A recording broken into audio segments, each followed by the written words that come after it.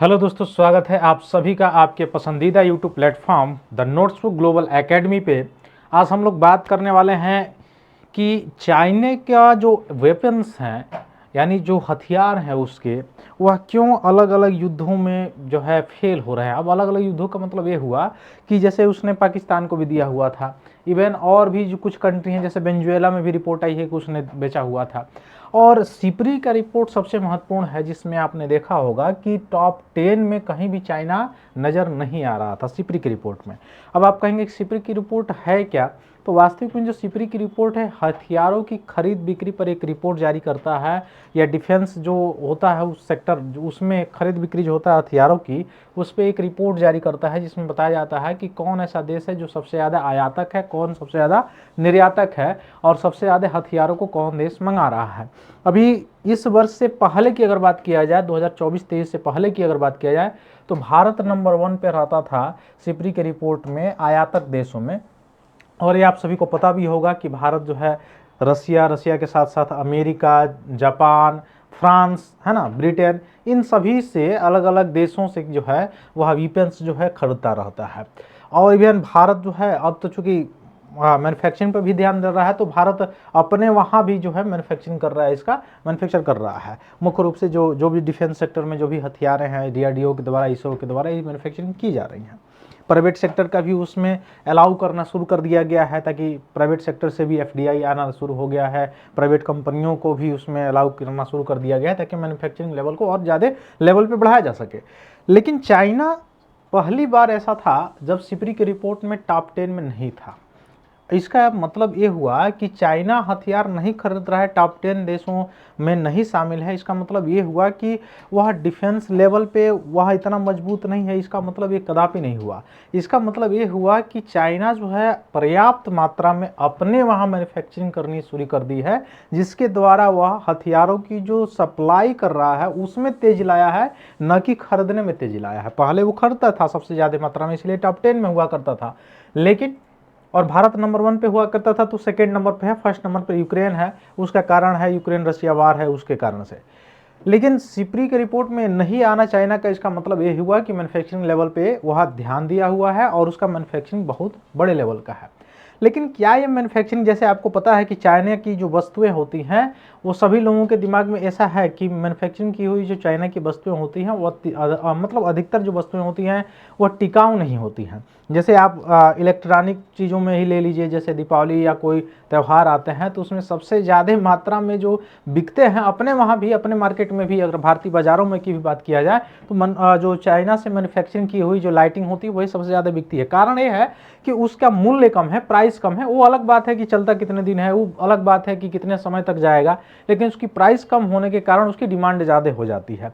अब जो चूँकि भारत की बात किया जाए तो भारत में मध्यम वर्गीय जो लोग ज़्यादा हैं, और मध्यम मिडिल क्लास जो लोग हैं उनका मुख्य रूप से काम क्या होता है कि बचत कैसे किया जाए, कैसे मतलब ऑन द होल पे सूटेबल रूप से कैसे चलाया जाए अपनी जीवनचर्या को, उस पर ध्यान ज़्यादा देना उनको उनके लिए मतलब लाभदायक होता है। जैसे मोबाइल फ़ोन के बारे में ही ले लीजिए। वो अलग बात है कि इंडिया इस समय दुनिया का सेकेंड नंबर का जो है मैन्युफैक्चरर है मोबाइल कंपनियों के बारे में किया जाए, वो बात किया जाए तो वो अलग बात है कि अलग अलग देशों की कंपनियां कर रही हैं, किन देशों की कर रही हैं उससे मतलब नहीं है। लेकिन भारत में मैन्युफैक्चरिंग होने में अगर देखा जाए तो मोबाइल के मामले में सेकेंड नंबर पे है वर्ल्ड लेवल पे।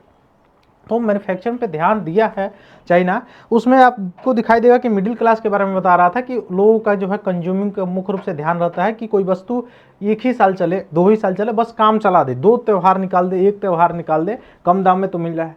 लेकिन भारतीय वस्तुएं हैं उसके अपेक्षाकृत जो है ज़्यादा मूल्य में मिलते हैं। क्यों?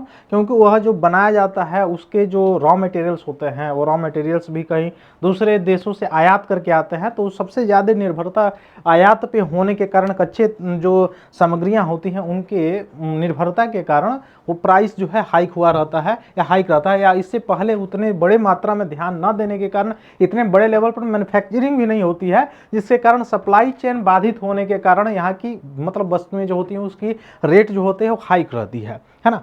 तो मैन्युफैक्चरिंग पे ध्यान तो दिया चाहे नहीं दिया उसकी बात तो अगर हम लोग एक साइड में रख लें, उसके बावजूद भी आपको देखने को मिलेगा कि अमेरिका जैसे देश हो गए, रसिया जैसे देश हो गए, उनकी इकोनॉमिक में सबसे बड़ा अगर बैकबोन अगर कोई चीज़ है तो वह डिफेंस सेक्टर में है। अब अमेरिका को ही देख लीजिए, अमेरिका युद्ध में शांति की बात तो करता रहता है, लेकिन आप देखे होंगे कि वैश्विक लेवल पर हमेशा कहीं ना कहीं युद्ध होता रहता है, अंतर्राष्ट्रीय संस्थाएं भी उसके वहाँ है, उसके बावजूद भी हस्तक्षेप नहीं होता है और पूरे पूरे वर्ल्ड में वो जो है हथियारों की सप्लाई करता रहता है, हथियारों की सप्लाई करता रहता है हमेशा, और उसी से उसकी कमाई होती है। रसिया की भी यही हाल है, उसका भी वही कमाई है।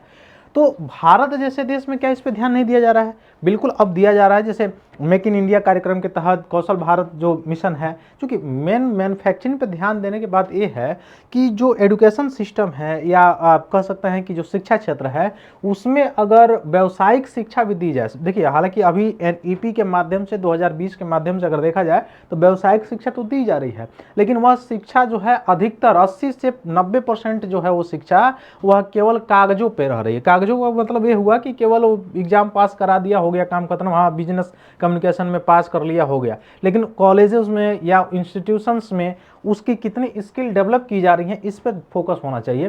तो इस पर फोकस होने से क्या, इवन आर्थिक सर्वेक्षण में भी इस बात को कहा गया था कि हम मैन्युफैक्चरर ज़्यादा बने। हालांकि सेवा क्षेत्र में अगर देखा जाए तो हम सबसे ज़्यादा निर्यात करते हैं जैसे अमेरिका जैसे देश को, लेकिन उसके बावजूद भी सबसे ज़्यादा ध्यान देने योग्य जो चीज़ है वो मैन्युफैक्चरर पे है ना। जैसे टेरिफ बम वाला जो चीज़ चला था उस पर आप समझ ही सकते हैं।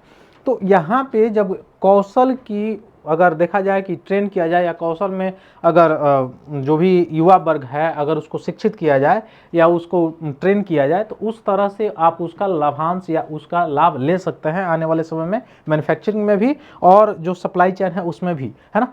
तो दूसरे देशों से जो हथियार खरीदा जाता है उसमें भी थोड़ा कंसर्न ये है, या कंसर्न क्या है कि उसकी जो सिक्योरिटी लेवल होती है वह मतलब सेटिस्फाइड नहीं होती। सेटिस्फाइड कहने का मेरा मतलब ये है कि सिक्योरिटी लेवल उसका एग्जैक्ट नहीं होगा कि वो आपसे बेच रहा है, इसका मतलब ये नहीं कि वह उसकी जो भी टेक्नोलॉजी हो किसी दूसरे देश को नहीं बेचेगा, बेच सकता है।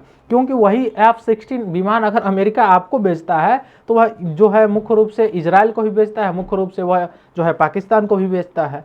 क्यों? क्योंकि वह एक तरह से दुकानदार है और दुकानदार के पास चाहे आप जाएं चाहे आपके पड़ोसी वाला जाए, भले आप दोनों में झगड़ा हो लेकिन दुकानदार तो दोनों को बेचेगा। तो यह चीज़ें से जो है इंटेलिजेंस जो शेयरिंग होती है उसका भी कंसर्न बना रहता है। तो लोकल लेवल जो है, डोमेस्टिक लेवल जो है, वहाँ पर भी मैन्युफैक्चरिंग होना चाहिए एमएसएमई से लेकर सारी चीज़ों पे। हालांकि अब ध्यान दिया जा रहा है पिछले कई वर्षों से, तो धीरे धीरे इसका आपको मतलब देखने को इसमें मिलेगा। तो चाइना की हम लोग बात कर रहे थे, तो चाइना जो है मैन्युफैक्चरिंग बड़े लेवल पर कर रहा था, लेकिन मैन्युफैक्चरिंग करते करते उसमें ट्रस्टेड की जो बात है वह आपको देखने को नहीं मिलेगा। जैसे मेक इन इंडिया के तहत जो भी चीज़ें बन रही हैं उसमें ट्रस्टेड आपको दिखाई देगा। जैसे ब्रह्मोस है तो साउथ ईस्ट एशिया के देशों ने उसमें ट्रस्ट किया है, खरीदा है, उसके काम भी आया है।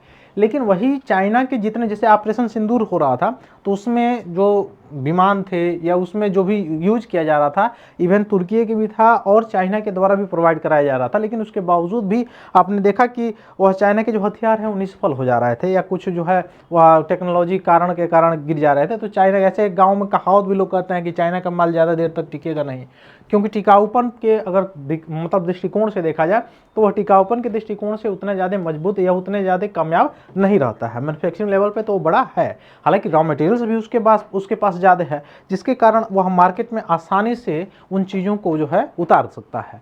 तो उतार देना ही एक बहुत बड़ी बात नहीं है, बल्कि वहाँ पे ट्रस्टेड करना और ट्रस्ट करके उसके मैन्युफैक्चरिंग को बढ़ा के डिमांड को बढ़ाना, ये भी सबसे बड़ी चीज़ें होती हैं। तो वो अलग बात है कि जो चाइना का जो वैल्यू है, जो भी डिफेंस सेक्टर में जो भी चीज़ों का मैन्युफैक्चरिंग कर रहा है उसके वैल्यू के कारण उसका डिमांड बढ़ा है, न कि उसमें आप कह सकते हैं कि इसकी क्वालिटी के कारण बढ़ा है। तो क्वालिटी के कारण नहीं बढ़ा हुआ है, ठीक है। तो उसी के बारे में बात की जा रही है कि हाई प्रोफाइल सैन्य घटनाएं जैसे चीनी निर्मित हथियार जो है या हथियार प्रणाली है वो वायु रक्षा प्रणाली की अगर बात किया जाए, रडार नेटवर्क की बात किया जाए तो वैश्विक जांच का ध्यान आकर्षित किया है, क्योंकि वास्तविक दुनिया के अभियानों में उन्हें स्पष्ट रूप से निष्क्रिय कर दिया गया था, बार बार निष्क्रिय हो गया है। ऑपरेशन सिंदूर में ही देख लीजिए, भारतीय हमलों से जो पाकिस्तान की रक्षा पंक्ति में देखा जाए तो सेंध लग गई थी।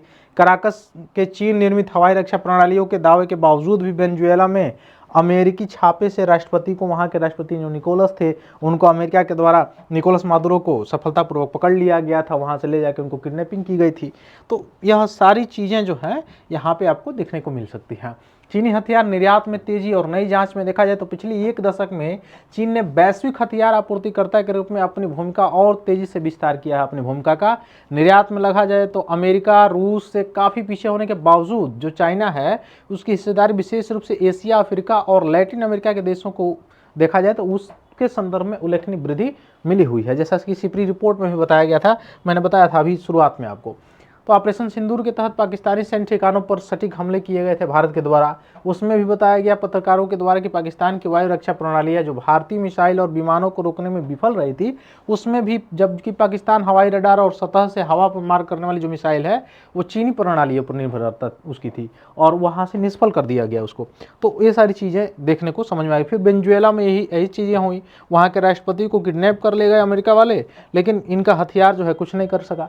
तो ये सारी चीज़ें हैं, ठीक ना। तो यहाँ पे मेंस में अगर आप लिखना चाहें, एसए में लिखना चाहें तो यहाँ से कुछ कोड निकाल के आप वहाँ पे लिख सकते हैं। तो फिर मिलेंगे हम लोग अपनी अगली क्लास में। यहाँ से प्रीलिम्स से रिलेटेड कोई चीज़ें नहीं थी, ठीक ना, तो प्रीलिम्स में यहाँ से कोई चीज़ पूछी नहीं जा सकती है। बाकी सारी चीज़ें जो है आप मेंस में जो है कोड कर सकते हैं। तो फिर मिलते हैं हम लोग अपनी अगली क्लास में, तब तक के लिए बहुत बहुत धन्यवाद दोस्तों। जय हिंद।